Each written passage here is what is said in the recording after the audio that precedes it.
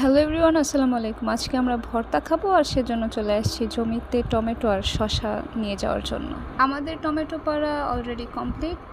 এরপর চলে যাব শসার জমিতে। গাইস, এই যে একটা শসা, পারো পারো, এটা পেরে নাও। এখানে দেখতে পাচ্ছেন আরেকটা শসা, এটা আমি পারবো। এভাবে টেনে টুনে পারতে হয় জীবনে। জীবনে হ্যাঁ, জীবনের প্রথম শসা পারলাম, একদম টেনে টুনে পারতে হয়। কচি শসা একদম গাইস, কচি শসা দেখতেই পাচ্ছেন একদম। এটা এই যে পেরে নিয়েছি।